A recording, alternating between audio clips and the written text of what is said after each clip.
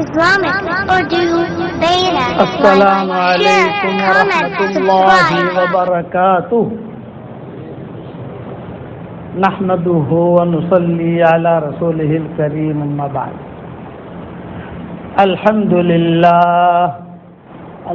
لله نحمده ونستعينه ونستغفره ونؤمن به ونتوكل عليه ونعوذ بالله من شرور أنفسنا ومن سيئات أعمالنا ونعوذ بالله من شرور أنفسنا ومن سيئات أعمالنا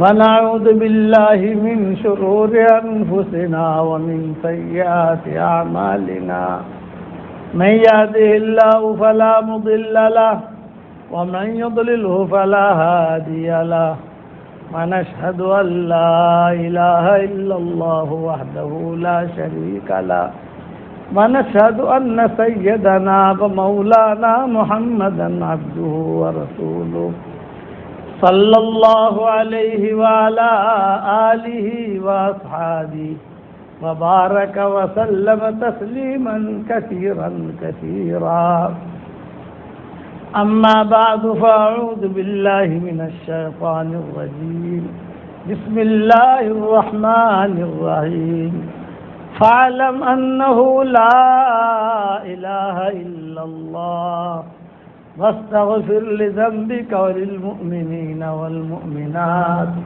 والله يعلم متقلبكم ومثواكم صدق اللہ العظیم. قابل احترام بھائیوں، دوستوں اور بزرگوں، کوئی بھی چیز بغیر قربانی کے وجود میں نہیں آتی ہے. مکان بنانا ہے، قربانی دو. دکان بنانی ہے، قربانی دو. مدرسہ بنانا ہے، قربانی دو. تو اتنا بڑا دین جس پر جنت کا فیصلہ ہے، دیندار کو اللہ جنت دے گا. جنت اور جہنم کا دار و مدار دینداری اور بے دینی پر ہے. تو اتنا بڑا دین بغیر قربانیوں کے کیسے وجود میں آئے گا؟ صرف بیان سے وجود میں نہیں آئے گا. اس کے لیے تو محنت کرنی پڑے گی، جان بھی کھپانی پڑے گی، مال بھی لگانا پڑے گا، جذبات کے خلاف ہوگا، مزاج کے خلاف تو برداشت کرنا پڑے گا. حضور صلی اللہ علیہ وسلم نے ہر لائن کی قربانیاں دی، پیش کی. ابراہیم علیہ السلام نے ہر لائن کی قربانی دی. اس قربانی کا نتیجہ یہ ہوا کہ آج سارا حاجی جو ہے وہ مکہ میں موجود ہے. حضور صلی اللہ علیہ وسلم خود فرماتے تھے، میں میرے باپ ابراہیم کی دعا کا ظہور ہوں. حدیثوں میں آتا ہے کہ میں میرے باپ ابراہیم کی دعا کا ظہور ہوں. بغیر قربانی کے کوئی چیز وجود میں نہیں آتی، تھکنا پڑتا ہے. خالی آدمی کھانا کھائے، گھومے پھرے اور دین زندگی میں آئے، یہ نہیں ہوتا. حضور صلی اللہ علیہ وسلم کے گھر میں کھانا تک نہیں ہوتا تھا. حضرت عائشہ فرماتی تھی 2 مہینے تک 2 چاند ہم دیکھ لیتی تھی اور ہمارے گھر میں کھانا نہیں پکتا تھا. آج گٹھامن میں کوئی ایسا گھر ہے تو پوچھا کسی نے آج کیا کھاتے تھے؟ فرمایا اسودین، 2 کالی چیزوں پر ہمارا گزر ہوتا تھا. کون ہے؟ حضور صلی اللہ علیہ وسلم ہے، ماں ہے ام المومنین. کھانے کو کچھ نہیں، مل گئی تو روزی، نہ ملی تو روزہ. آپ فرماتے ہوئے کچھ ہے کھانے کو کہ کچھ نہیں ہے، چلو اتنے صائم ہوں. اس لیے اپنے دین کے لیے کھپنا. خدا کا سودے کھجور اور پانی، اس پر جو ہے ہمارا گزر ہوتا تھا. اتنی بھوک لگتی تھی حضور صلی اللہ علیہ وسلم کو کبھی کبھی کہ حضور صلی اللہ علیہ وسلم بے تاب ہو جاتے تھے. اور کبھی کبھی اپنے پیٹ پر پتھر باندھ دیتے تھے. حالانکہ اگر اللہ چاہتا تو جبریل علیہ السلام جب قرآن کی آیتیں لے کر آتے تو طائف کے انگور بھی لے کر آتے, شام کے زیتون بھی لے کر آتے, ہندوستان کے آم بھی پہنچا دیتے وہاں. یہ آم یہ تو نہیں ہے کہ ہمارے دور میں وہ تو پرانے زمانے سے چلا آ رہا ہے آم. جب قرآن لے کر آتے ہیں وہاں سے تو یہ بھی کہتے ہیں حضرت یہ آم بھی لے لو, حالانکہ پتہ ہے کہ فاقہ ہے. نہ حضور نے کبھی شکایت کی اور نہ کبھی جبریل نے پوچھا, یہ کہ حضور نے شکایت بھی نہیں کی اور حضور نے پوچھا بھی نہیں بھی قرآن تو لائے ہوئے یار, جنت سے کچھ پھل فروٹ بھی لے آتے.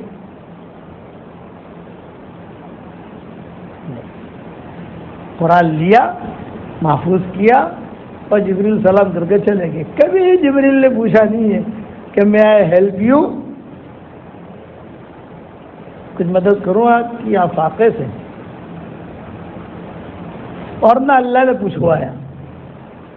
حالانکہ اوپر سے آتے تھے, جنت کے سارے باغات ان کے سامنے, جنت پوری ان کے سامنے, لیکن کبھی اللہ نے نہیں کہا ارے جبریل مدینہ جا رہے ہو, وہ بھوکا ہے ہمارا نبی, کچھ کھجورے لے جاؤ, کچھ پھل لے جاؤ, کچھ کیلے لے جاؤ, کچھ یہ لے جاؤ, کچھ.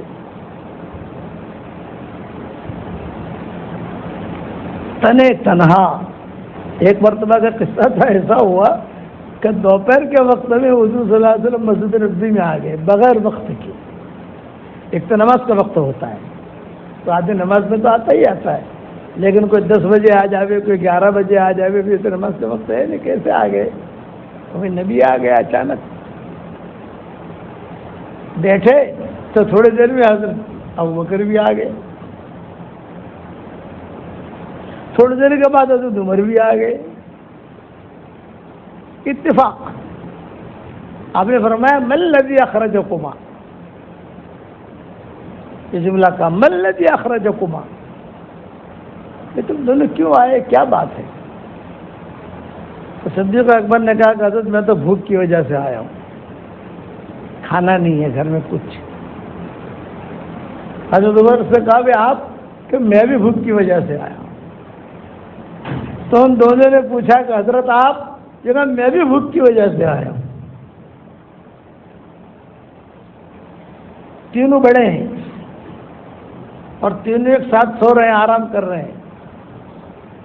ایک نبی ہے, 2 صحابی ہیں, اور تو حال کیا ہے کہ تینوں کے تینوں بھوک کی وجہ سے نکلے. اب مشورہ کیا ابھی کیا کریں. یہ حدیث میں یہ قصہ تفصیل سے آتا ہے, میں مختصر بیان کروں گا, میری طبیعت مزانی ہے, میں تفصیل تو بیان نہیں کر سکتا, لیکن یہ کہ میں سمجھا رہا ہوں کہ بغیر قربانی کے, بغیر تھکے, بغیر مجاہدے کے کوئی چیز وجود میں نہیں آتی ہے. تو اتنا بڑا دین کیسے وجود میں آئے گا؟ کیا کریں, کیا کریں, کہاں جانے, کیا کریں. تینوں بڑے مشورہ کر رہے. کھانے کا مشورہ کہ بھوک لگی ہے کیا کریں.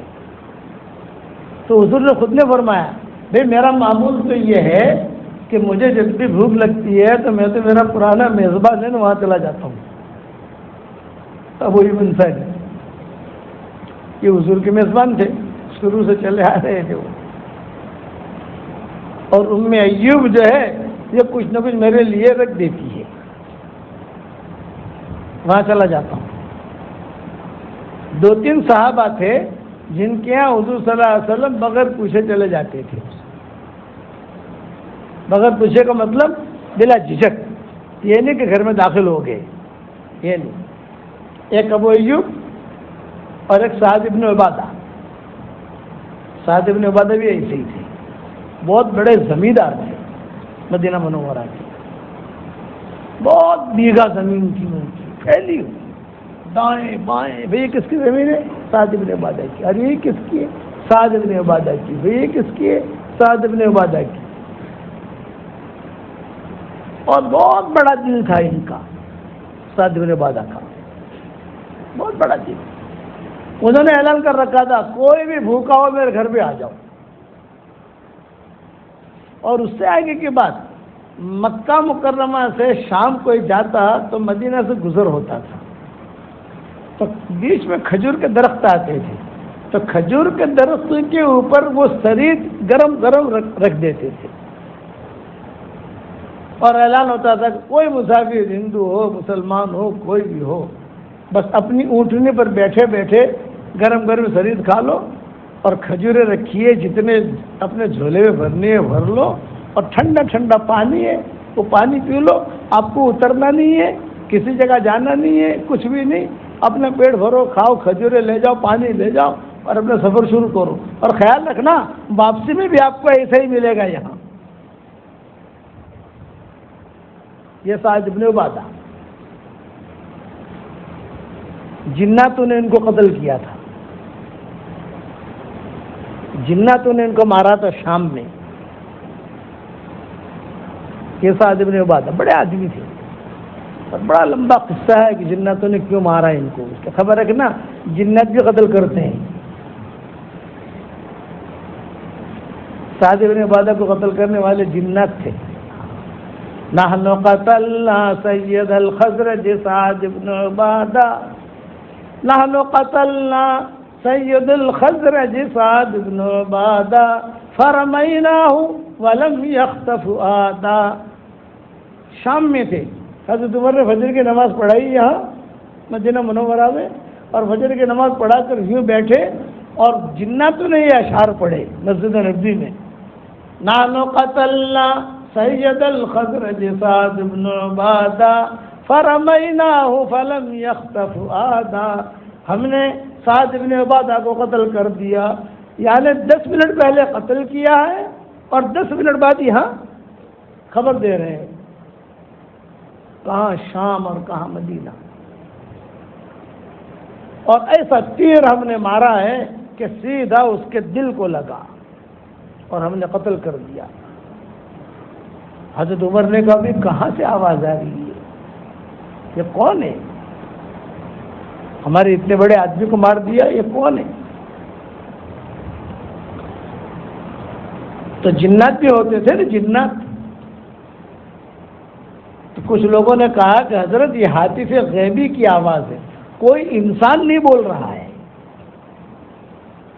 کبھی یہاں سے آواز آتی تھی، کبھی یہاں سے آواز آتی تھی، کبھی وہاں سے آواز آتی تھی، کبھی پیچھے سے آواز آتی تھی۔ تو حضرت عمر سمجھ گئے کہ یہ جناتوں نے یہ کام کیا ہے۔ پھر جناتوں نے کہا بھی حضرت عمر کو ہم نے مارا ہے۔ حضرت عمر نے کہا کہ میں قصاص لوں گا، قصاص، لیکن وہ کا قابو میں آنے، پکڑے تو جاتے نہیں ہے نا، اسی لیے جناتوں نے ہمارے حضرت جی سے کہا تھا کہ حضرت ہم گشت نہیں کر سکتے، کہ کیوں؟ تو گشت کرنے جاتے تھے، ایک وہاں بھاگ جاتا ہے، ایک وہاں بھاگ جاتا ہے، ایک امریکہ چلا جاتا ہے، ایک روس چلا جاتا ہے، کس پر گشت کریں ہم؟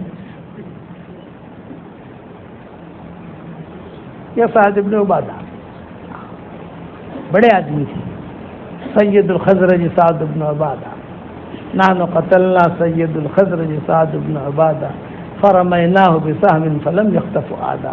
حضرت عمر کہتے تھے کہ اگر میری چلتی، یعنی میں میرے قابو میں ہوتی، ان قاتل کا بھی میں قصاص لیتا، لیکن میرا قابو کی نہیں ہے۔ ان کے گھر چلے جاتے تھے، بڑے سخی تھے، کھجوروں کے بڑے بڑے باغات تھے، اور آپ لوگوں کو تو کہتا ہوں کہ اب تمہارے پاس زمین بہت ہے، کھجور اگاؤ، تو برکت ہے، یہ قرآنی پھل ہے، جنتی پھل ہے، آئے گا 8 سال میں 10 سال میں، لیکن پھر جو ہے تمہاری بڑھیا کی بڑھیا کھائیں گی۔ مدینہ منورہ میں دیکھتے ہیں نا، وہ کہتے ہیں کہ حضرت 500 سال سے ہماری پیڑھی کھا رہی ہے۔ اسی لیے کھجور جو ہے نا، اس کے زمین کا بھاؤ الگ، کھجور کے درخت کا بھاؤ الگ، اور پھر اجوا کھجور کا باغ ہو تو اس کا بھاؤ الگ، امبر کا الگ، پھر اس کی گٹلی جو ہے اس کا ریٹ الگ، گٹلی بھی بکتی ہے وہاں۔ بڑے باغات تھے، تو حضور صلی اللہ علیہ وسلم کبھی سعد بن عبادہ کے وہاں چلے جاتے، اور کبھی ابو ایوب انصاری کے مقام پر آ جاتے۔ لیکن حضور اکیلے جاتے تھے، سارے خاندان کو لے کے نہیں جاتے تھے۔ اب یہ تو 3 ہو گئے، 3 ہے نا۔ آپ نے فرمایا بھی میں تو ابو ایوب انصاری کے مکان پر جاتا ہوں، لیکن یہ کب تم دونوں بھی ہو تو دونوں کو چھوڑے بغیر کیسے جاؤ، چلو تم بھی چلو۔ تو ام ایوب جو تھی ان کا معمول تھا کہ وہ حضور صلی اللہ علیہ وسلم کے لیے روزانہ کچھ نہ کچھ بچا کے رکھتی تھی، لیکن ٹائم کے اندر کا مطلب ہے کہ 11 بجے تک تو حضور آ ہی جاتے ہیں۔ بھی آج تو 12 بج گئے، 12:30 بج گئے، حضور نہیں آئیں گے، پھر وہ کھا جاتی تھی یا کھلا دیتی تھی۔ جانے میں دیر ہو گئی، اب وہ انصاری بھی انتظار میں رہتے تھے کہ شاید ابھی آویں، شاید ابھی آویں، حضور آئے ہی نہیں، وہ بھی داغ میں چلے گئے۔ اور ام ایوب نے بھی وہ جو کھانا رکھا تھا وہ ٹھکانے کر دیا۔ حضور صلی اللہ علیہ وسلم پہنچ گئے، السلام علیکم یا ابا ایوب۔ بیوی نے سنا، ارے حضور آئے، شوہر ہے نہیں،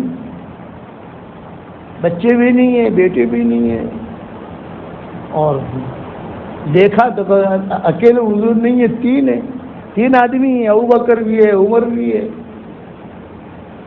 یہ حدیثوں میں قصہ آتا ہے، تفصیل آتا ہے، میں نے بیانات تو بہت کیے ہیں، اب کتنے بیانات کیے کہ ہم بھی بھول گئے۔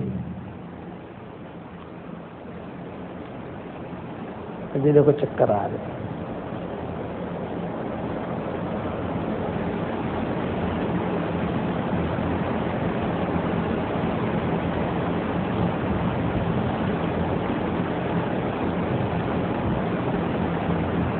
تو یہ ام ایوب جو تھی اس نے باہر دیکھا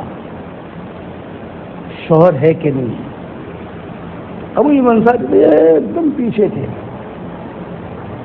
اور حضور دروازے پر ہیں۔ یہ بیچاری اکیلی عورت ٹینشن میں آئے گی، کیا کروں میں؟ لیکن حضور نے اتنا زور سے سلام کیا، السلام علیکم یا ابا ایوب، تو حضور کی آواز ابو ایوب تک پہنچ گئی۔ وہ خوشی ہو گئی، حضور آئے میرے گھر پر، حضور آئے۔ کہ بڑا آدمی کسی کے گھر پر جائے تو اس کے قدم کی برکت ہوتی ہے، پھر حضور کے قدم کی برکت۔ اب یہ انصاری بھاگے آئے۔ اور ام ایوب جو تھی انہوں نے کہا اہلن سہلن اہلن سہلن، دروازہ کھولا اور دروازہ کھول کر پانی رکھ دیا، کھجوریں رکھ دی، اور کہا کہ حضرت آپ اسے کھائیے، آپ تینوں حضرات جو ہے وہ، اور میں جو ہے ابو ایوب کو بلاتی ہوں، ابو ایوب کو بلاتی ہوں۔ اتنا کہہ رہا تھا کہ ابو ایوب انصاری پہنچ گئے۔ اب 4 ہو گئے، حضور صلی اللہ علیہ وسلم، ابوبکر، عمر، ابو ایوب انصاری، اور بیوی جو ہے وہ گھر میں ہے۔ ابو ایوب انصاری کی بیٹیوں کا تذکرہ نہیں آتا، بیٹوں کا تذکرہ آتا ہے، ان کے بیٹے تھے، بیٹیاں بھی ہوں گی لیکن میری نظر سے گزرا نہیں ہے۔ تو ابو ایوب انصاری نے کہا کہ حضرت آپ کے لیے کھانا ہم نے تیار رکھا تھا، اور ہم دیکھتے رہے، اس وقت میں گھڑیاں تو ہوتی نہیں تھی، سورج کی چال کو دیکھتے تھے، سورج دیکھتے رہے کہ اتنا چلا، اب نہیں آئیں گے، ہم کھا گئے کھانا۔ آپ نے فرمایا کوئی بات نہیں، فرمایا حضرت آپ پہلے تو کھجور کھا لیجئے، اور میں آپ کے لیے جلدی سے گوشت تیار کرتا ہوں۔ عربوں کے یہاں بہترین غذا، میں تھوڑا پاؤں لمبا کر لوں، عربوں کے یہاں بہترین غذا جو ہوتی ہے وہ گوشت کی ہوتی ہے، بکری کا گوشت، پاڑا نہیں۔ آپ کیا پاڑا چلتا ہے نا، وہاں پاڑا نہیں چلتا، کہ پاڑو کیا نا، پاڑا نہیں، وہاں بکرا اچھا بکرا کاٹتے ہیں۔ تو روایت میں یہ حضور کو تو بٹھا دیا، کھانا بھی رکھ دیا اور پانی کا پیالہ بھی رکھ دیا، سیدھا سادہ مکان۔ اور ابو ایوب انصاری جو ہے یہ فوراً گئے اپنے پیچھے واڑے میں، واڑا ہوتا ہے نا، وہاں جا کر بکرا ذبح کیا، اچھا بکرا، اور پھر گوشت لائے تو حضور صلی اللہ علیہ وسلم کو بکرے کا بعض جگہ کا گوشت بہت پسند تھا، یعنی کبھی کوئی بکرا کٹتا تو کہتے کہ وہ گوشت مجھے کھلانا، وہ گوشت مجھے دینا، وہ گوشت مجھے دینا۔ تک پک کر آیا تو ابو ایوب انصاری نے یہ کہا اپنی بیوی سے کہ دیکھ بھئی یہ گوشت لایا ہوں میں، تو تو اس کو پکا اور ذرا اچھی سی گرم روٹی بھی بنا، اور آ کر بیٹھ گئے حضور صلی اللہ علیہ وسلم کے پاس۔ کھانا آ گیا۔ دیکھو مدینہ منورہ میں کھجوریں بہت قسم کی ہوتی ہیں، اجوا ہے، امبر ہے، کلمی ہے، یہ سارے ابو ایوب انصاری کے باغات تھے، تو انہوں نے جو ساری کھجوریں حضور کے سامنے رکھی، گوشت بھی رکھا، روٹی بھی رکھی۔ حضور صلی اللہ علیہ وسلم نے سب سے پہلے کھایا نہیں، کھانے سے پہلے حضور نے کہا بھائی یہ 2 روٹیاں لاؤ، 2 روٹیاں لی، اور بیچ میں گوشت کا ٹکڑا رکھا اور کہا بھائی میری بیٹی کے گھر دے آؤ، وہ بھی بھوکی ہے،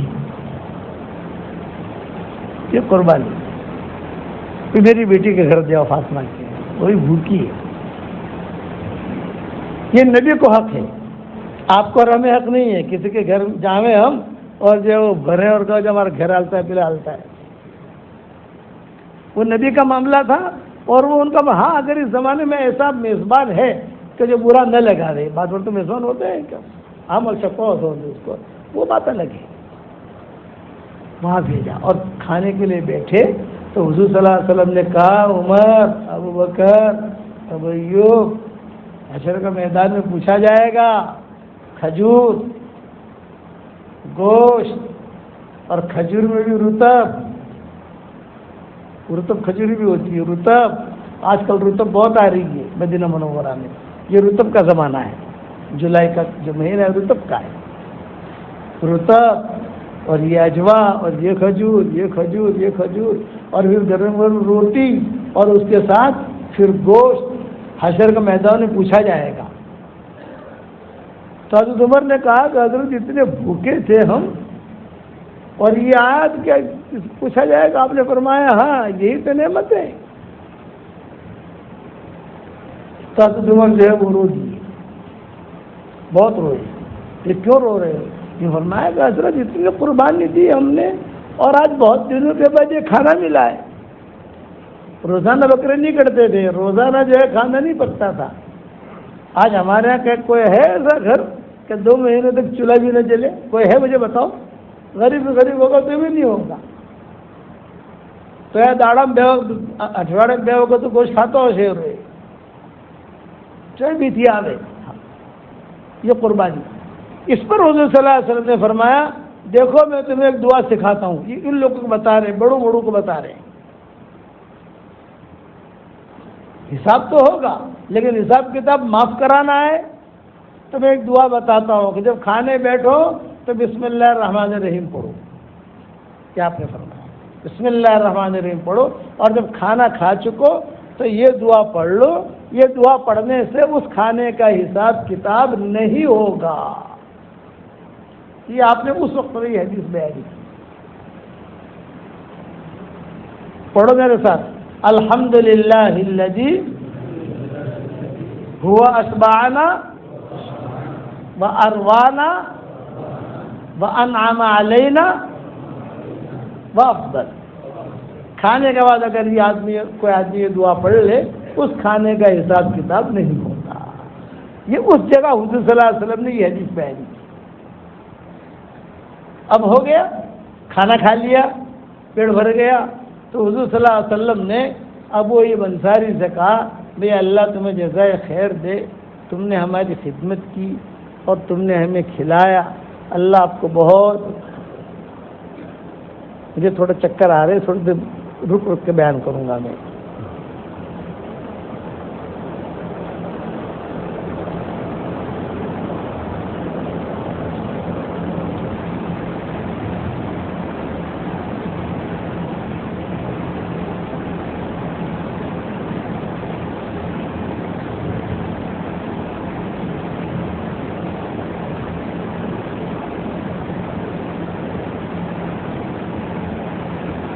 پھر حضور صلی اللہ علیہ وسلم نے ابو ایوب انصاری سے کہا بھائی کل میرے پاس آ جانا، بلایا، تم نے ہماری خدمت کی، کل آنا میرے پاس۔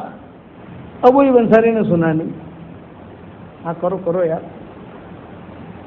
ابو ایوب انصاری نے سنا نہیں۔ تو حضرت عمر نے کہا او بھائی سنا سنا حضور نے کیا کہا تم کو؟ کہا میں نے نہیں سنا۔ انہوں نے کہا کل آ جانا۔ ابو ایوب انصاری کہتے ہیں حضور نے مجھے کل بلایا، میں تو ٹینشن میں آ گیا، پوری رات نیند نہیں آئی، پتہ نہیں حضور نے کیوں بلایا مجھ کو۔ فکر پڑ جاتی ہے نا حضور کیوں بلا رہے، بھائی اتنے بڑا آدمی مجھے کیوں بلا رہا ہے۔ ابو ایوب انصاری کہتے تھے کہ پوری رات میں سویا نہیں، گھر والے بھی نہیں سوئے، بھی کیوں پتہ نہیں حضور صلی اللہ علیہ وسلم کیا کہیں گے۔ جب دوسرے دن ملنے گیا، بہت یعنی دعا مانگ کر استغفار کر کے ملنے گیا، تو حضور کچھ غلطی نہیں، بیٹھ بٹھایا اور بٹھا کر یوں کہا کہ دیکھو تم نے مجھ پر احسان کیا تو میں بھی چاہتا ہوں کہ تم پر احسان کروں۔ خالی لفافہ لے کر جیب میں نہیں رکھتے تھے، اس کے بعد جو ہے اس کا خیال بھی رکھتے تھے۔ اب میں نے سوچا کہ تم پر کیا احسان کروں، کیا دوں؟ تو حضور نے فرمایا یہ میری باندی ہے، یہ میں تمہیں ہدیہ دیتا ہوں، اور میں سفارش کرتا ہوں کہ یہ لڑکی بہت اچھی ہے، جب تک میں نے میرے گھر میں دیکھا اس کو بہت اچھی ہے، اس لیے اس کے ساتھ اچھا معاملہ کرنا۔ یہ حضور نے کہا اچھا معاملہ کرنا۔ اور وہ یہ انصاری کہتے ہیں کہ باندی تو بہت خوبصورت تھی، بہت اچھی تھی، اور باندی سے صحبت بھی جائز ہے، تو میں تو خوش ہو گیا، لیکن حضور نے جب سفارش کی کہ اچھا معاملہ کرنا، اب میں رستے میں باندی کو لے کر آیا اور میں سوچتا رہا یار کیا اچھا معاملہ کروں، نبی کے گھر کی خادمہ ہے۔ تو میرے دل میں یہ بات آئی کہ اس کے ساتھ اچھا معاملہ یہ ہے کہ میں اس کو آزاد کروں، تو اس کو آزاد کر دیا، اس باندی کو۔ یہ قربانی ہے۔ اچھا قربانی دینے والے پھر حالات پر بھی آتے ہیں، یہی ابو ایوب انصاری آخر میں مرنے والوں میں ہے، ان پر جو ہے حضور کے انتقال کے بعد حالات آئے، حالانکہ یہی آدمی میزبان ہے مدینہ منورہ میں، حضور صلی اللہ علیہ وسلم کئی دن تک رہے ان کے پاس، حضور کی بیٹیاں بھی تھیں مدینہ میں، تو بیٹیاں کھانا پکا کے بھیجتی تھی۔ اب یہ ساری کہتے تھے کہ نہیں بیٹیوں تم مطلب ہمیں کھانا پکا کے دیں گے، ہمیں کھانا کھلائیں گے حضور صلی اللہ علیہ وسلم کو، اتنی خدمت کی۔ لیکن انتقال کے بعد حالات آئے، زبردست حالات آئے، ان پر سب چھن گیا، بالکل غریب کنگال ہو گئے ابو ایوب انصاری۔ تو اس زمانے کا جو ذمہ دار تھا اس کے پاس گئے کہ میں حضور کا میزبان ہوں، میرا باغ بھی ختم ہو گیا، نوکر بھی ختم ہو گئے، سب ختم ہو گیا، میری کچھ مدد کرو۔ تو اس نے وہ ایسے حالات تھے امت کے اوپر، وہ آپس کے انتشار کے، انہوں نے کوئی جواب نہیں دیا۔ ابو ایوب انصاری بہت روئے۔ میں نے ایک قصہ ہمارے مولانا زبیر صاحب کو سنایا فجر بعد، تو مولانا زبیر صاحب بھی بہت روئے، بہت روئے مرکز کے کمرے میں، بہت دھیان سے سنتے رہے، فجر کی نماز پڑھتے تھے، فجر کی نماز کے بعد مولانا زبیر صاحب کو جا کر ہم بیٹھتے تھے آدھا گھنٹہ ایسا اسی گپ شپ، پھر جو اپنے اپنے قبروں میں چلے جاتے تھے، پھر مشورے کے لیے اٹھتے تھے۔ مولانا بہت روئے، مدینہ میں کسی نے ان کا ساتھ نہیں دیا، حالانکہ سب جانتے تھے کہ ابو ایوب انصاری ہے، بڑا آدمی ہے، حضور کا میزبان، بات ختم ہو گئی، بس اب ماشاءاللہ اثر ہوا۔ کون ہے بھائی؟ ہاں بس ٹھیک ہے، اس سے مجھے یعنی اچھا لگا۔ تو ابو ایوب انصاری نے اپنے گھر والوں سے کہا بھی کیا کریں، اپنا پان تو بدھ ختم تھی، اپنے قربانی بو والی، اب اپنے کیا کریں؟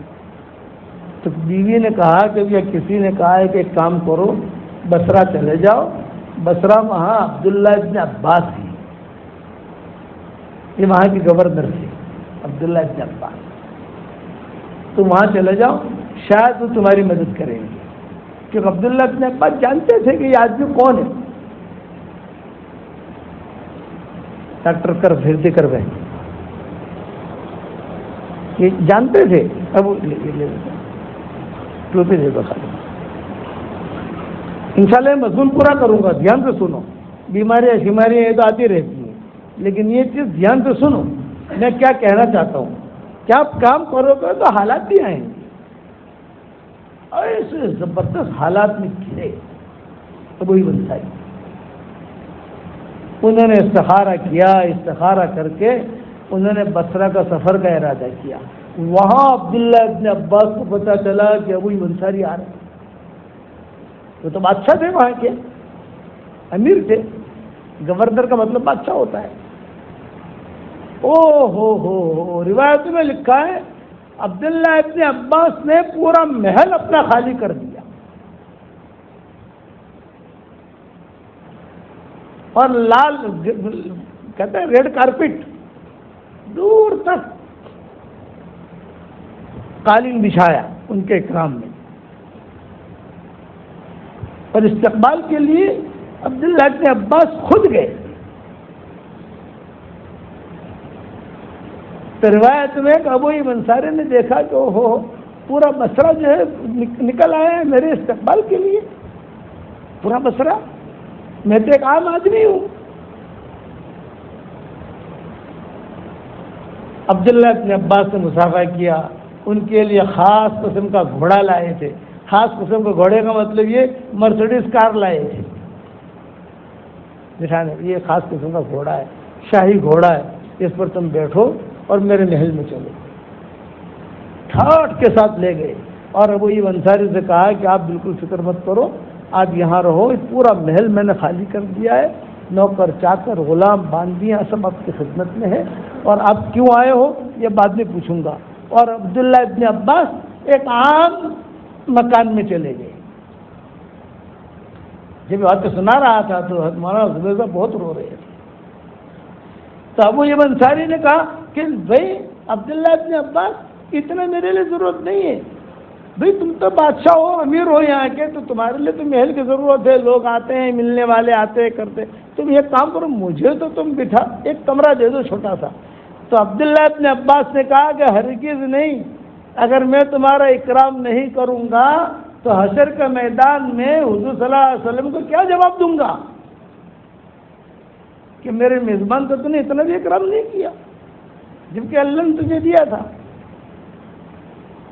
تو عبداللہ ابن عباس بھی روئے اور ابو ایوب انصاری بھی روئے. ٹھہرائے محل میں, اور صبح شام عبداللہ ابن عباس خود آتے تھے ابو ایوب انصاری کے پاس, خود آتے تھے. پھر پوچھا کیوں آئے ہو بتاؤ. اور میں بھی مجھے کوئی کام نہیں ہے, میری زمین ہے, مجھے نوکروں کی ضرورت ہے, اور کچھ دینار مجھے مل جائے تو جو ہے نوکر ہو غلام ہو تو وہ کام کرے گا زمین میں, اور کچھ پیسے ہو تو میں تھوڑا دانے مانے ڈال کر اپنا کام گزاروں. تو کتنے چاہیے؟ انہوں نے کہا اتنے. عبداللہ ابن عباس نے اپنا جو وہ خزانچی تھا اس کو بلایا اور بلا کر کہا جتنا مانگ رہے ہیں اس سے ڈبل دے دو, اور جتنے غلام مانگ رہے ہیں اس سے ڈبل دے دو.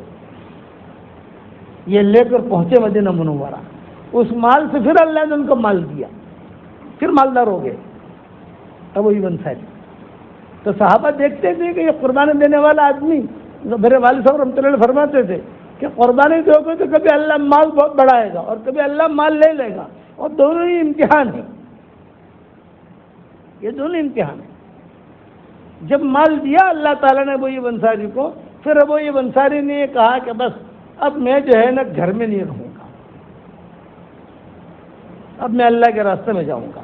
چنانچہ مدینہ منورہ سے نکلے, راستے میں طبیعت ان کی خراب ہوئی تو انہوں نے یہ کہا کہ بھائی دیکھو مجھے مدینہ میں مرنے کا شوق ہے, بقی میں دفن ہونے کا شوق ہے, لیکن میں اللہ کے راستے میں جا رہا ہوں. جہاں میرا انتقال ہو جائے مجھے واپس مت لے جانا, جہاں تمہارا قافلہ پہنچے وہاں مجھے لے جانا اور تمہارے قدموں میں مجھے دفن کرنا. یہ ان کی وصیت تھی. اتفاق ایسا ہوا کہ قافلہ روانہ ہوا تھا, ابھی مدینہ سے دور نہیں ہوئے تھے. مجھے خیبر تک پہنچے, معلّہ تک پہنچے, ابھی ترکی تو جو بہت دور ہے. انتقال ہو گیا ان کا. جب انتقال ہو گیا تو لاش جو ہے وہ رکھی اور یہ سوچا کہ واپس مدینہ لے جائیں ان کو. تو اونٹنی چلتی ہی نہیں تھی مدینہ کی طرف، اونٹنی چلتی نہیں تھی، مدینہ کا رخ کرتے تھے تو وہ اونٹنی ہی رخ موڑ لیتی تھی. 17 دن تک ان کے لاش کو لے کر یہ لوگ چلے ہیں اور کوئی بھی بدبو نہیں آئی، کچھ بھی نہیں، 17 دن تک. اور آج ان کی قبر قسطنطنیہ میں ہے، استنبول میں. میں کئی مرتبہ وہاں گیا ہوں. اب وہی ترکی والے کہتے تھے کہ اس اللہ والے کی برکت سے ہم لوگ چل رہے ہیں.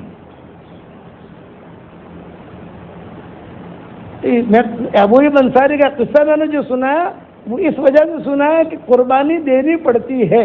حضور صلی اللہ علیہ وسلم نے بھی قربانی دی، اس لیے اپنے دین کے لیے کھپنا پڑے گا، بغیر کھپے نہیں ہوگا. اور اللہ کے لیے کھپو تو اللہ کا وعدہ ہے اِنَّا لَا نُضِيعُ أَجْرَ الْمُصْلِحِينَ. ہم جو ہے کوئی کام کریں اور ضائع کریں یہ نہیں ہوگا. وَالَّذِينَ جَاهَدُوا فِينَا لَنَهْدِيَنَّهُمْ سُبُلَنَا. جو ہمارے بارے میں قربانی دے گا ہم اس کو ضرور دیں گے، بہت دیں گے. یعنی اتفاق دیکھو، ایک مرتبہ ایسی بھوک لگی تو حضور نے خود نے کہا بھی آج تو مجھے کسی جگہ جانا نہیں ہے، آج تو بیٹی کیا چلا جاتا ہوں. نبی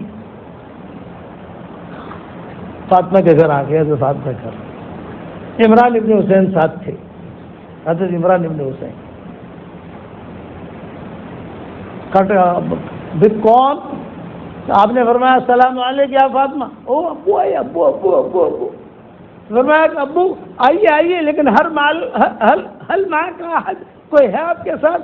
تو آپ نے فرمایا ہاں میرے ساتھ عمران ابن حسین ہے. ابو میں اوڑھنی ٹھیک کر لوں، کپڑے ٹھیک کر لوں. چنانچہ عمران ابن حسین اور حضور صلی اللہ علیہ وسلم داخل ہوئے تو فرمایا کہ عمران ابن حسین وہ آدمی ہے یہ بیمار 33 سال سے کہ بیمار رہے. عمران ابن حسین ان کو پھوڑا ہوا تھا یہاں کمر میں، تو وہ سیدھا سو نہیں سکتے تھے. دائمی کروٹ 33 سال 33 سال کا عرصہ معمولی نہیں ہوتا. اور روزانہ اللہ کی طرف سے صبح شام سلام آتا تھا. پھر ان کی طبیعت ٹھیک ہو گئی عمران ابن حسین کی، تو بیٹھے ہوئے رو رہے تھے. تو پوچھا کہ کیوں رو رہے ہو، کیا بات ہے؟ بیوی نے کہا یہ کہا وہ دن میرے لیے اچھے سے روزانہ اللہ کا سلام آتا تھا، یہ پھوڑا تو ٹھیک ہو گیا لیکن اللہ کا سلام آنا بند ہو گیا. یہ عمران ابن حسین یہ حضور کے ساتھ تھے. حضرت فاطمہ نے کیا کہا؟ حضرت ابو میرے پاس کھانے کو کچھ نہیں ہے، علی بھی بھوکا ہے، حسن بھی بھوکا ہے، حسین بھی بھوکا ہے، کچھ نہیں ہے. جنت کی عورتوں کے سردار اور حال یہ ہے. تو حضور نے فرمایا اچھا ٹھیک ہے چلو واپس ہو گئے. ابھی دروازے تک مسجد نبی پہنچے بھی نہیں تھے کہ کہیں سے 2 روٹی آ گئی، اس میں بیچ میں گوشت. تو باندھی کو بھیجا تو فاطمہ نے ارے بھیجا ابو کو بلا لو، ابو کو بلا لو، مدد آ گئی مدد آ گئی مدد آ گئی. حضور تشریف لائے. فرمایا کیوں بلایا بیٹا؟ یہ کہا ابو دیکھو 2 روٹیاں آئی ہیں اور تھوڑا سا گوشت بھی ہے، آپ اس طرح منہ کر کے بیٹھ کے کھا لو، ہماری طرح منہ مت کرنا ورنہ حسن بھی مانگے گا، حسین بھی مانگے گا، میرے بھی دل میں آئے گی کہ میں بھی کچھ کھاؤں. یہ نبی. تو حضور نے پوچھا کہ کہاں سے آیا؟ دھیان سے سننے کا ڈمان والو. بہت دنوں کے بعد یہ مضمون حالانکہ سر درد ہو رہا ہے لیکن اس کی برکت سے مضمون بھی اتر رہا ہے. کہاں سے آیا؟ حضرت فاطمہ نے کہا ہوا من عند اللہ. اتنا جملہ کہا ہوا من عند اللہ. صاحب نے فرمایا ارے واہ واہ واہ واہ فاطمہ، تو نے تو سلف صالحات کا جواب دیا. ہوا من عند اللہ ان اللہ یرزق من یشاء بغیر حساب.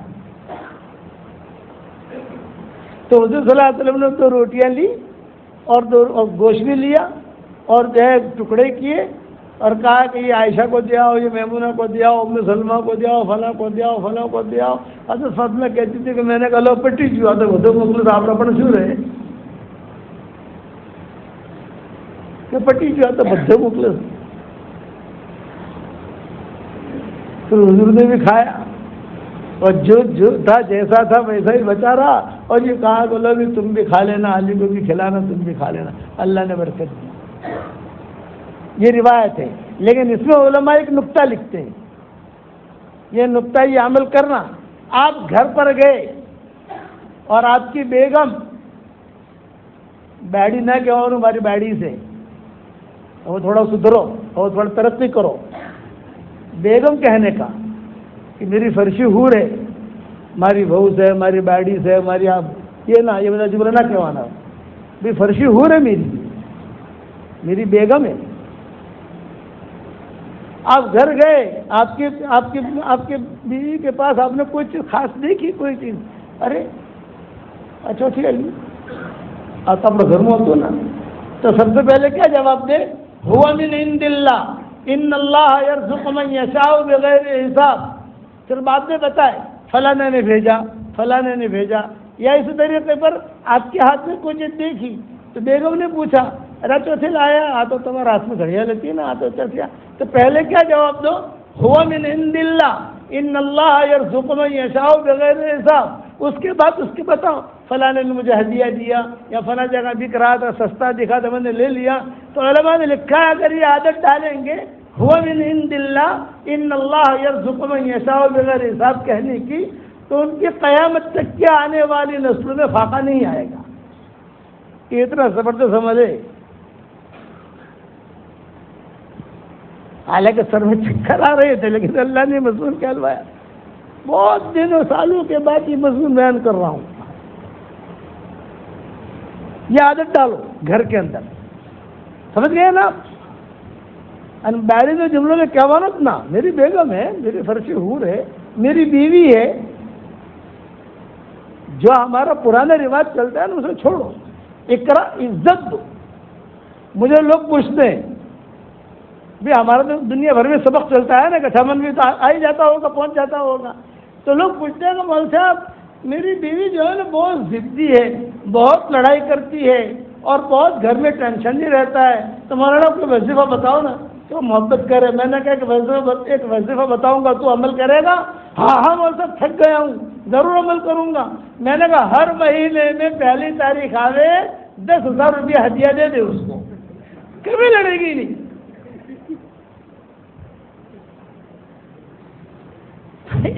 ایک مولوی صاحب تھے بیچارے پڑھا رہے تھے، ارے مول صاحب ہماری تنخواہ 8,000 روپیہ سے. تو میں نے کہا تاری تنخواہ 8,000 روپیہ سے تو 500 روپیہ تو ڈالی سکتا تو 500 روپیہ ہدیوال. انڈیا والے ہو تو روپیے میں کہتا ہوں، اور سعودیہ والے ہو تو ریال میں کہتا ہوں، اور امریکہ والا ہو تو پھر ڈالر میں کہتا ہوں، انگلینڈ والا ہو تو پاؤنڈ میں کہتا ہوں. پاؤنڈ دے اس کو ہدیہ، کبھی لڑے گی نہیں. آج کل تو آدمی چاہتا ہے کہ بس ایسی جب وہ خدمت کرتے رہے، کچھ دوں نہیں کچھ کروں نہیں اور بالکل تابع بن کے رہے. ایسا نہیں چلتا. عزت دو. حضور صلی اللہ علیہ وسلم نے عزتیں دی ہیں. لڑکیوں کا مقام دیا ہے، بیویوں کا مقام دیا ہے. احترام کرتے تھے حضور صلی اللہ علیہ وسلم، ان کا خیال رکھتے تھے، پیار دیتے تھے. میرے والد صاحب رحمۃ اللہ علیہ کے مضمون بہت عجیب طریقے سے بیان کرتے تھے. چونکہ ہم چھوٹے چھوٹے تھے تو بولے کہ آج کل تو آدمی گھر جاتا ہے نا تو بیوی اور بچے سمجھتے ہیں کہ کوئی پولیس انسپیکٹر آ گیا ہے. Police inspector. عزت دو. کسی اپنے اولاد کو بھی عزت دو، پیار دو، اس اولاد آپ سے قریب آئے گی. شادیاں کرو اپنے لڑکیوں کی لڑکوں کی، ان سے پوچھو تاری شادی وہ کروں سو تو تیار سکے نا ابنا تارا کرویش پڑ سے. یہ غلط ہے. ہمیں طے کرویش تارا کرویش پڑ سے نا. قصے ہیں جسوں کے اندر، ایک قصہ نہیں کئی قصے. اس لیے میں نے جو مضمون شروع کیا تھا، بغیر قربانی کے کوئی چیز بھی وجود میں نہیں آتی ہے. اور یہ ہوا من عند اللہ والا وظیفہ سنبھال کے رکھنا. میں نے جو کہا ہے کوئی بھی چیز نہیں آئی گھر میں تو بیوی پوچھے گی میں چوتھے لایا کہنے آدیا جی ہوا من عند اللہ ان اللہ یرزق من یشاء بغیر حساب. حضور صلی اللہ علیہ وسلم نے خود کہا حضرت فاطمہ سے ارے بیٹا مجھے بہت خوشی ہوئی تو نے تو سلف صالحات کا جواب دیا. ایک تو ایک وظیفہ یہ ہو گیا قربانی کا، ایک سبق یہ. دوسرا سبق یہ کہ اپنے ہاتھ سے فقیر کے ہاتھ میں صدقہ دو. جو آدمی اپنے ہاتھ سے فقیر کے ہاتھ میں صدقہ دے گا بری موت سے اللہ اس کی حفاظت کرے گا. یہ حدیث شریف میں ہے. اور تیسرا سبق یہ روزانہ 313 مرتبہ سورہ اخلاص پڑھنے کی عادت ڈالو. روزانہ 313 مرتبہ. آج میرے ساتھ ایک معاملہ ہوا، ایک آدمی نے مجھے کہا روز جیسا ہے نا، میں نے اس سے کہا روز 313 رکعت قل اللہ احد بٹھوا دوں تو مجھے کیا کہتا ہے مجھے 313 رکعت قل اللہ احد قل اللہ احد قل اللہ احد قل اللہ احد. یار یہ شدہ آدمی سے یار سمجھا نا. ارے پوری صورت بڑھوانی خالی قل اللہ احد نا، قل اللہ احد ہم جاؤ بلے کی سے تم سورہ اخلاص. اور کئی علاقے تو ایسے ہیں کہ ان کو پتہ بھی نہیں ہے سورہ اخلاص کیا ہے تو سمجھانا پڑتا ہے. قل هو اللہ احد اللہ الصمد لم یلد ولم یولد ولم یکن له کفوا احد. 313 مرتبہ پڑھو. ایک ساتھ پڑھنے کی ضرورت نہیں ہے. کبھی 10 مرتبہ پڑھ لیا، کبھی 15 مرتبہ پڑھ لیا، کبھی 20 مرتبہ پڑھ لیا، کبھی جو ہے 50 مرتبہ پڑھ لیا، لیکن 313 کا کوٹا پورا کرنے کا. روزانہ 313 مرتبہ ہم سورہ اخلاص پڑھیں گے انشاءاللہ. 31 بنگلے جنت میں تیار ہوں گے انشاءاللہ. تو گٹھامن والوں آپ میرے گاؤں کو میں کہتا ہوں گٹھامن میں تو بربڑیاں بہت بنا لی، اب اپنی پراپرٹی جنت میں بناؤ. یہ جنت کی پراپرٹی ہے.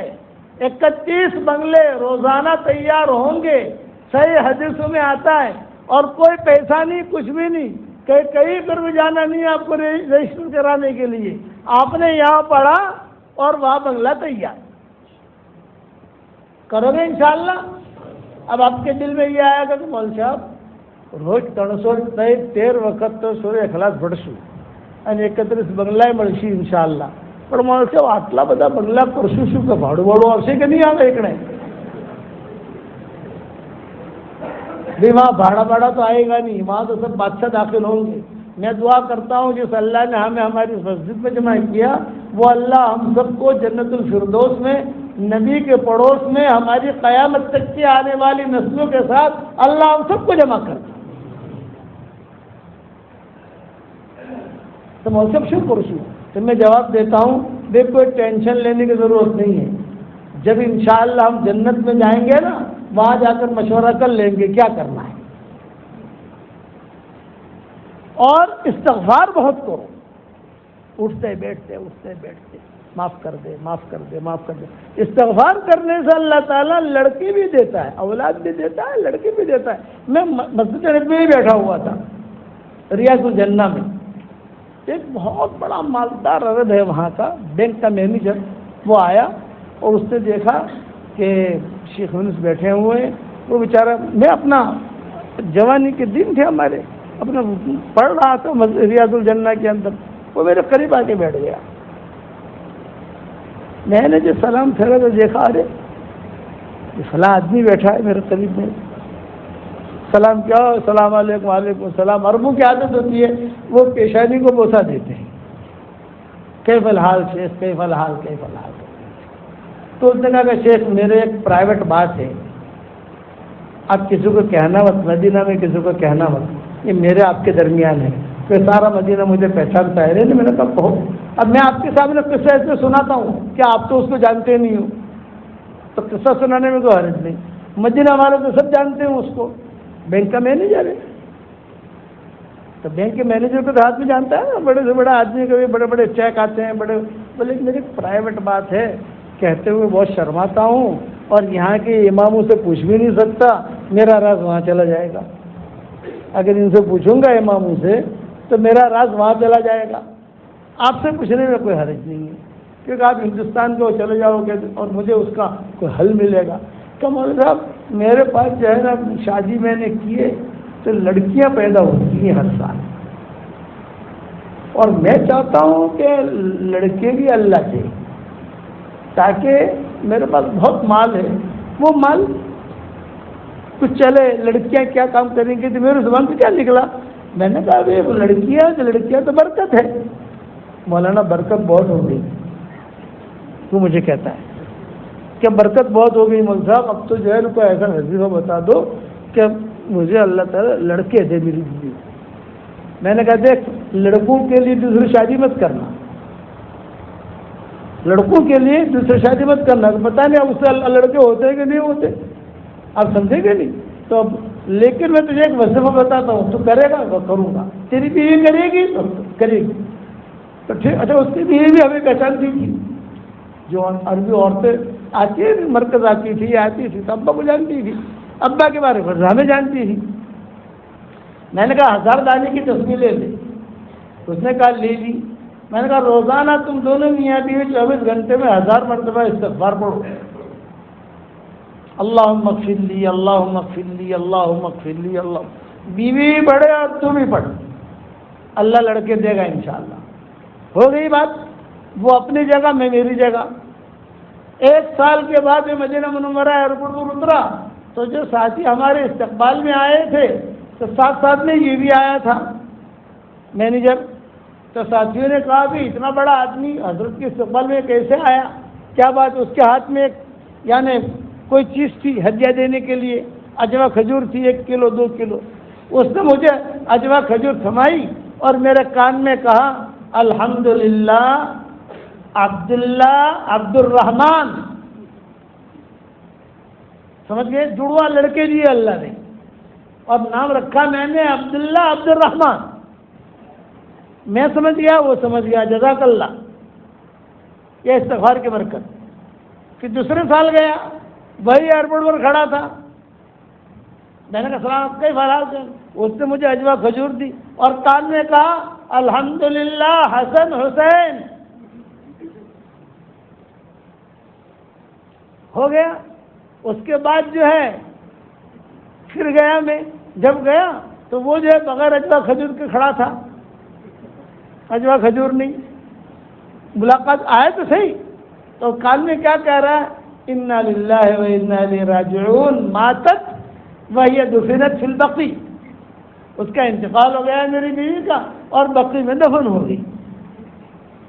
یہ نہیں، تیسری مرتبہ گیا تو پھر اس نے مجھے کہا کھجور لایا تیسری مرتبہ، اور کہا اس نے محمد احمد، 6 بیٹے ہوئے استغفار کی برکت سے، عبداللہ عبد الرحمان، پھر حسن حسین، پھر محمد احمد۔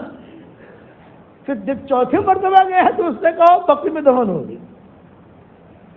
یہ استغفار کی برکت ہے، اور قرآن میں ہے، یہ قرآن کے بعد بتا رہا ہوں کہ اگر خوشحالی والی زندگی گزارتے ہو استغفار بہت کرو۔ یہ متعکم متاعا حسنا الی اجل مسمى فقلت استغفروا ربكم انه كان غفارا يرسل السماء عليكم مدرارا ويمددكم باموال وبنين ويجعل لكم جنات ويجعل لكم انهارا ما لكم لا ترجون لله وقارا وقد خلقكم اطوارا۔ نوح علیہ السلام، ارے استغفار کرو، اللہ تمہیں بارشیں بھی دے گا، مال میں برکت دے گا، حلال مال دے گا، حرام مال نہیں۔ عام طور سے حرام مال زیادہ ہوتا ہے، جس کے پاس مال بہت ہے تو وہ کہیں نہ کہیں دیکھو کہیں نہ کہیں حرام ہوگا۔ حرام مال جو ہے وہ زیادہ ہوتا ہے، حلال مال کم ہوتا ہے۔ یہ پوائنٹ ذہن میں رکھنا، جتنا بڑی تجارت ہو کہیں نہ کہیں لنک اس کے حرام، وہ کچھ نہ کچھ چکر ہوگا اندر۔ اللہ تمہیں لڑکے دے گا، تمہیں یہ دے گا، تمہیں یہ دے گا، اس لیے اٹھتے بیٹھتے استغفار کرو گے انشاءاللہ بھائی۔ اس پر میں میری بات ختم کرتا ہوں، میں دعا کرا لیتا ہوں، تھوڑا سا چکر میرے آ رہے ہیں، بیان تو ہو گئے الحمدللہ، میں دوسری جگہ جا کے اپنی نماز پڑھ لوں گا۔ بس آپ حضرات سے ایک درخواست یہ ہے کہ بھی اللہ کے راستے کی نقل و حرکت بھی جاری رکھو۔ ہر جگہ اجتماعات ہو رہے ہیں، مشورے ہو رہے ہیں. ہماری یہ مسجد ہے، اب تو ماشاءاللہ ہمارے گاؤں میں مسجدیں بن گئی، اللہ کا شکر ہے، ورنہ پہلے تو کچھ بھی نہیں تھا. میرے والد صاحب رحمۃ اللہ علیہ مجھے ایک جملہ کہتے تھے، ارے یونس آپڑا وجہ تھی آخی دنیا نے اندر روشنی اللہ پھیلاوے سے پراتا گٹھا منوں تو اندھاروں سے. یہ میرے ابا کہتے تھے کہ آپڑا گٹھو مننا اندر تو اندھاروں سے. ابا دعا کرو تمہیں، دیکھو آج اللہ تعالیٰ نے ان کی دعاؤں کی برکت سے مدرسہ ہی بنا دیا، بڑا مدرسہ بن گیا ماشاءاللہ. اور دیکھو یہاں بھی مدرسہ ہے الحمدللہ، اور پھر جو ہے ماشاءاللہ نقل و حرکت بھی ہو رہی ہے، اور بہت خوشی ہوتی ہے کہ ماشاءاللہ کوئی بھی اکابرین آتے ہیں تو آپ سب خدمت کے لیے تیار ہو جاتے ہو. ہمارا قبر زما سب آئے ماشاءاللہ. تو میں نے یہ سنا کہ ہمارے گٹھا بند کے نوجوان بچے ماشاءاللہ رمضان کے مہینے میں بھجیے لانا، پانی پلانا، یہ کرنا، کوئی جوڑ ہوتا ہے تو ہمارے بچے جو ہے وہ فوراً ایک آواز کے اوپر کھڑے ہو جاتے ہیں. بہت بڑی چیز ہے. ہماری شریعت میں ہر نیکی، کوئی بھی نیکی قبول کرانی ہو تو پورے قواعد کی ضرورت ہے. نماز قبول کرانی ہے آپ کو 100% قواعد لائیے آپ تو قبول ہوگی. زکوٰۃ قبول کرانی ہے 100% قواعد لائیے تو قبول ہوگا. آپ کو جو ہے حج قبول کرانا ہے 100% لائیے. صرف ایک نیکی ایسی ہے جس میں 100% قواعد کی ضرورت نہیں ہے، ایک نیکی صرف، اور وہ ہے خدمت. کتے کو خالی پانی پلایا تھا، اتنی خدمت کی تھی، بخشش ہوگی. یہ آپ کے اندر جو خدمت کا مادہ ہے اس سے مجھے بہت خوشی ہے. اور میں کل ہی مولانا یوسف صاحب سے کہتا تھا کہ آج کہہ رہا تھا کہ آج میرے والد صاحب اگر قبر میں سے آتے اور دیکھتے کہ ارے میرے گٹھامن میں ایسا مدرسہ بن گیا ماشاءاللہ، اور لڑکیوں کا بھی کچھ نہ کچھ کام چل رہا ہے، کر رہے ہیں ساتھی ہمارے، اور ماشاءاللہ اتنے گھر بن گئے اتنے. ابا کو بہت خوشی ہوئی، بہت فکر کرتے تھے. ہم چھوٹے تھے تو یہ عثمان بھائی بھاگل والے ہیں تو بھاگو کے ان کو کہتے تھے کہ عثمان بھائی چودھری کہتے تھے ان کو. چلو سر چودھری تمہیں یار ہمارا گومنی فکر کرو نا تو بھاگل ایک لانے فکر کرو سو تمہیں ہمارا گومنی فکر کرو. تو یہ عثمان بھائی چودھری جو ہے نا یہ تشکیلی آدمی تھے. کیسے تشکیلی آدمی تھے بتاؤ؟ بھاگل سے بس میں بیٹھتے پالمپور جانے کے لیے، تو پالمپور جاتے جاتے 2-3 آدمیوں کی تشکیل کر لیتے تھے وہ بس میں، اور بس میں تشکیل کر کے ان کو جو ہے پالپور مرکز میں لے جاتے تھے، اور پھر ان کے کپڑے وغیرہ بھاگل سے منگواتے تھے اور بھی وہیں سے ٹکٹ بنا کر مرکز بھیج دیتے تھے. تو لوگ جو تو دوا لیوا تو دوا بوا لے یعنی دوا موکلائی تھی تھی بھاگل، اور بھاگل سے کپڑا منگایا. ایسے کئی لوگوں کے ساتھ ہوا ہے. وہ تشکیلی آدمی تھے، ویسے تشکیل کرتے تھے کہ بھاگل سے نکلے بس میں اور یہ دیکھا ہاں پلو سب آج جا کے بیٹھ گئے. چمجھے طبیعت تمہاری کیا گھومنا سو ماشاءاللہ ماشاءاللہ. خاص ایک اسٹائل ہوتی ہے نا بولنے کی ماشاءاللہ. بھائی اللہ کا رستہ میں چلو لگاڑو وہ فائدہ تھا انشاءاللہ. نہیں وہ تو دوا لیوا جو کوئی ہوتا نا پھر آپ نے تمہیں دوا بھی لگا رہا ماری مانی دوا اب کوئی ہوتا نا تمہیں دوا پکاڑی ہے تو یہ فکر مت کرو تمہیں وہ پیشالی نہ تھا تمہیں تشکیل یہ تو پیسوں نے بدو تھی جائے હું તમારો પૈસા આલી દઉં તમારા છોકરા પણ લઈ લો. یعنی کوئی بھی چیز وہ کہے ان کے پاس جواب ہوتا تھا. کوئی ایڑا ٹڑا ہوتا بیچارہ ارے مول صاحب وہ تو ناپاک سو تو کوئی پاک کر دے ہو تم ایسے قصے ہوئے عثمان بھائی کے ساتھ. وہ لنگی لے کے چلتے تھے 2 لنگیاں ساتھ میں. عثمان بھائی آپ دے لنگی ہو تمہیں خبر نہ پڑے. ان کے قصے مرتب ہوئے. اجتماع میں جاوے نا ہم تو کیا کہے بھائی پھیکی چلانا سیکھی. یہ عثمان بھائی پھیکی چلانا سیکھی ٹھیک ہے وہ بیچارہ پھیکی لاتا. پھر شکر لانا شکر لاتا پھر شکر ڈالتے پھر پیتے. وہ میں کہتے عثمان بھائی تمہیں پھیکی چا منگائی અને હાકર તો નખો છો તમે મોલ સાહેબ તમને ખબર ના પડે શું ખબર અમને તો સમજાવો તો ખરા આવું ચમ કરો છો એટલે મોલ સાહેબ મેઠી ચા જે છે ને ઇજ્તિમાઈ બળે છે એ રીતે હારી નથી બળતી.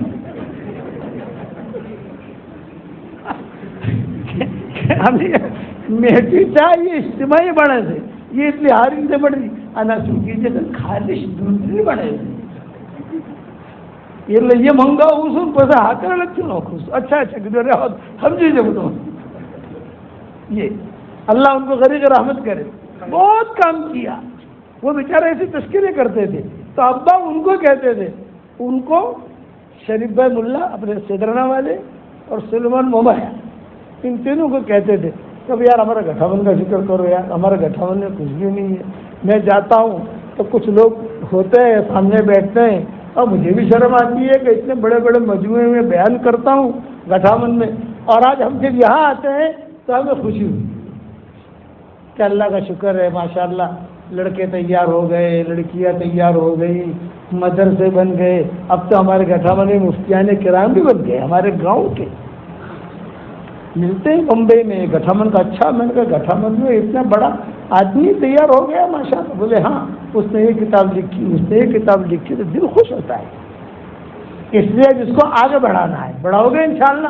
اور آگے کیسے بڑھے گا؟ محبتوں سے بڑھے گا, لڑائی سے نہیں. اپنا دل صاف رکھو. گٹھاون کے لوگ الحمدللہ بہت اچھے ہیں. میں سب جگہ گھومتا ہوں تو میں کہتا ہوں کہ گٹھاون کے لوگوں میں اللہ نے نرمی رکھی ہے. نرمی, لڑائی تو سا آپس میں لڑا تھا نا, پر بس ہم جی بھی نہیں تھے تو ایک دم کھینچتا نا پھر چلو بھی لیٹ گو کرو, آگے چلو آگے چلو آگے چلو. تو دین کے کام کو آگے بڑھاؤ. مدرسہ اللہ نے بنایا, جب بھی تقاضا آئے خدمت کا سب تیار ہو جاؤ گے انشاءاللہ. ایک آواز پر جو کوئی بھی اجتماعی کام کا تقاضا آیا, ہمارے بچے, میں مدینہ منورہ میں تھا اور یہ مجھے رمضان کی ویڈیو بھیجتے تھے, یہ بھیجتے تھے, وہ یوسف بھائی بھیجتے تھے, تو میری اتنی دعائیں نکلتی. مدینہ منورہ میں تھا, بہت دعا کرتا تھا, اے اللہ حضور کے قبر کے قریب بہت دعا کرتا تھا, اللہ تیرا شکر ہے. لیکن اب ہمارے گاؤں کو کسی کی نظر نہ لگے, چلتا رہے, چلتے رہو گے انشاءاللہ. اب بتاؤ کون کون تیار ہے اللہ کے راستے میں جانے کے لیے؟ بتاؤ. تو کوئی ہے نام لکھنے والا؟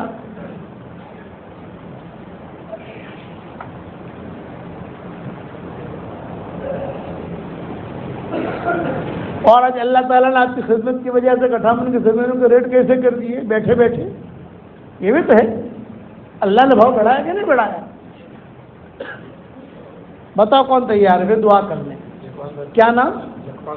ماشاء اللہ. لکھو اللہ ان کی جان میں, مال میں, ایمان میں, آبرو میں بے انتہا برکت کا معاملہ فرمائے. کہو آمین. اور بتاؤ کیا نام؟ یہی کہیں گٹھاون. ماشاء اللہ. اللہ تعالیٰ ان کے لیے بھی یہی دعا قبول کرے. کہو آمین. اور کون ہے بھائی؟ کیا نام؟ ماشاء اللہ. اللہ ان کے لیے بھی یہی دعا قبول کرے. کہو آمین. اور بتاؤ. ماشاء اللہ. اللہ ان کے لیے بھی یہی دعا قبول کرے. کہو آمین. جی کیا نام؟ محمد. یہ گٹھاون کے ہیں. ماشاء اللہ. اللہ ان کے لیے بھی یہی دعا قبول کرے. کہو آمین. اور بتاؤ.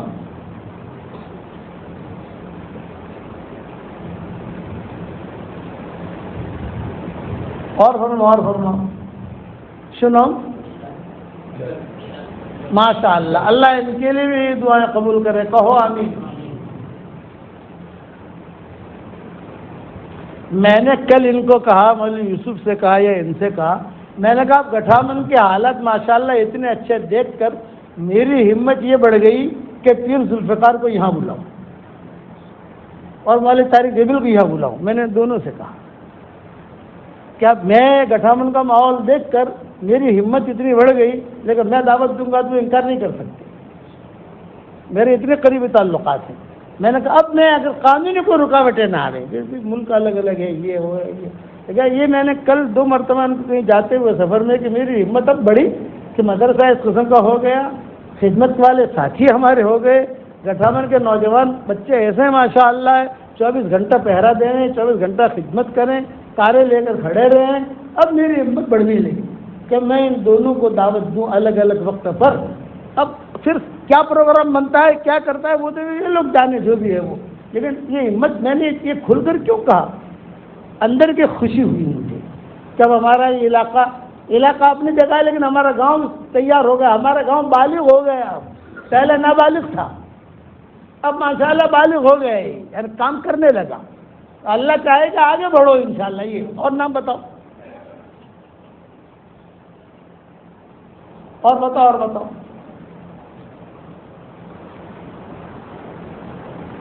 شنو دسا کے ماشاءاللہ اللہ ان کی جان میں، مال میں، ایمان میں، آبرو میں بے انتہا برکت عطا فرمائے. بلکہ میں نے ان کے بعد طارق جمیل کو فون بھی کیا، یعنی جب میں نے کہا، میں نے کہا بھی کیا پروگرام ہے تمہارا، کہاں جا رہے ہو؟ میں تو جا رہا ہوں فلاں ملک میں اپنی بات، تو انہوں نے فون اٹھایا نہیں. ان کی بھی کچھ طبیعت خراب چل رہی ہے، یہ پیر صاحب کی طبیعت خراب چل رہی ہے، لیکن بمبئی جا کر میں سیٹنگ کروں گا، پہلے ان سے ٹائم لوں گا. کون سا ٹائم ہے یہ؟ ہمت آج تک میں نے نظرات سے کہا نہیں، آج تک. کل میں نے کہا کہ اب میرے دل میں یہ آیا ان کے بزرگوں میں سے الگ الگ ٹیمپر دونوں کو یہاں بلاؤں اور گٹھا من میں ہی رکھیں ان کو، اور ہمارے بچے ان کی خدمت کریں. سب ہمارے بچے. اور بتاؤ کون تیار ہے؟ اور بتاؤ.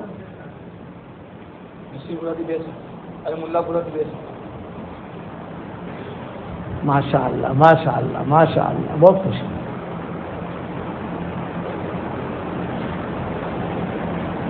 چلا سکتی ٹھیک ہے یہاں سے. ماشاء اللہ بہت خوشی ہوئی. اللہ آسان کر. دوسرا، عورتوں میں بھی دینداری آوے اس کی فکر کرو. وہ تو مردی فکر کریں گے.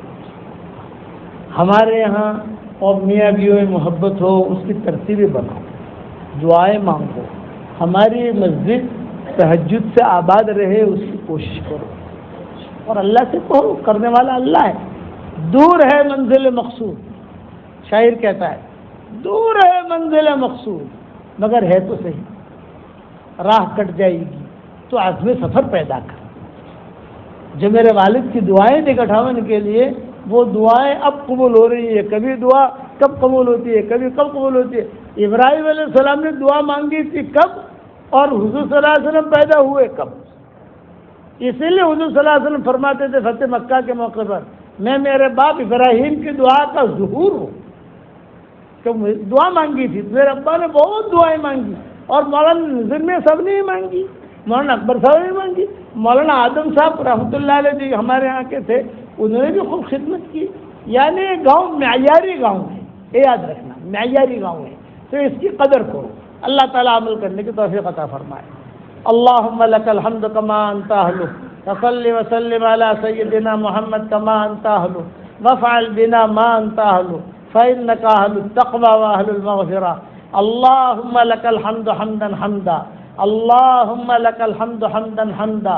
اے اللہ ہمارے گناہوں کو معاف فرما، اے اللہ ہماری خطاؤں سے درگزر فرما. اے اللہ پورے گٹھاون والوں کو قبول فرما، گٹھامن کے ذرے ذرے کو قبول فرما، گٹھامن کے پتے پتے کو قبول فرما، گٹھامن کی ایک ایک اینٹ کو قبول فرما. یہاں کے مردوں کو قبول فرما، یہاں کی عورتوں کو قبول فرما، ان کی محبت کے کرنے کو قبول فرما. اے اللہ یہ گٹھامن والے بہت بھولے بھالے ہیں، اور جنت والے بھی بھولے بھالے ہوتے ہیں. اہل الجنت بلہن. اے اللہ ہم سب کو دین کے لیے قبول فرما، ہمارے مدرسوں کو قبول فرما، ہمارے مکاتب کو قبول فرما، ہماری خواتین کو قبول فرما. جو پریشان حال ہو ان کے پریشانیوں کو دور فرما. جس کی جو حاجت ہو حاجت کا تو غیر سے تکفل فرما.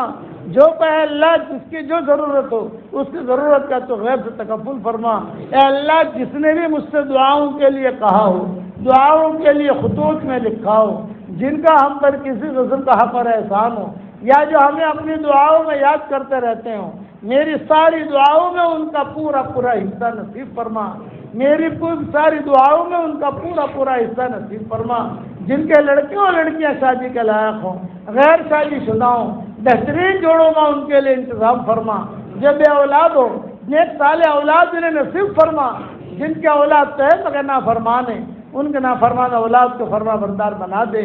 اے خوبصورت پردے والے، اے خوبصورت چادر والے، ہمارے عیبوں پر پردے ڈال دے، مستفید الاخیار میں شامل فرما دے. اے اللہ برکتوں والی بارش نازل فرما، رحمتوں والی بارش نازل فرما، برکتوں والی بارش نازل فرما، رحمتوں والی بارش نازل فرما. اے اللہ جس کی جو ضرورت ہو اس کی ضرورت کا تو غیر سے تکفل فرما. اے اللہ جو مانگا وہ عطا فرما، مانگنے سے رہ گیا وہ عطا فرما، اور اپنے فضل و کرم سے ہماری ساری دعاؤں کو قبول فرما. جس کرم سے آپ نے ہمیں یہاں گٹھامن کی مسجد پہ جمع کیا ہے، اسی کرم سے جنت کے بازاروں میں اور جنت الفردوس میں ہماری قیامت تک کے آنے والی نسلوں کے ساتھ تو ہم سب کو جمع فرما دے۔ اے خوبصورت پردے والے، اے خوبصورت چادر والے، ہمارے عیبوں پر پردے ڈال دے، ہمیں مستفید الاخیار میں شامل فرما، ہمیں عباد صالحین میں شامل فرما، ہمیں مستفید الاخیار میں شامل فرما۔ اے اللہ، جو مانگا وہ عطا فرما، مانگنے سے رہ گیا ہے وہ عطا فرما۔ میری تشکیل پر جو روزانہ 313 مرتبہ سورہ اخلاص پڑھنے کی عادت ڈالے، اے اللہ اس کی ساری دعاؤں کو قبول فرما اور اس کی ساری حاجتوں کا تو غیر سے تکفل فرما اور اپنے فضل و کرم سے ہماری دعاؤں کو قبول فرما۔ سبحان ربک رب العزت عما یصفون وسلام علی المرسلین والحمد للہ رب العالمین۔ دیکھو میں بیمار ہوں، مسافہ نہیں کر سکتا، انشاءاللہ عشاء تو یہی پڑھوں گا انشاءاللہ، لیکن یہ کہ مجھے صرف بیٹھ جانے دو، اطمینان سے بیٹھ جاؤں اور میں سلام کروں، سلام کا جواب دے دوں۔ السلام علیکم ورحمۃ اللہ وبرکاتہ۔ تھوڑا پانی پلا دو۔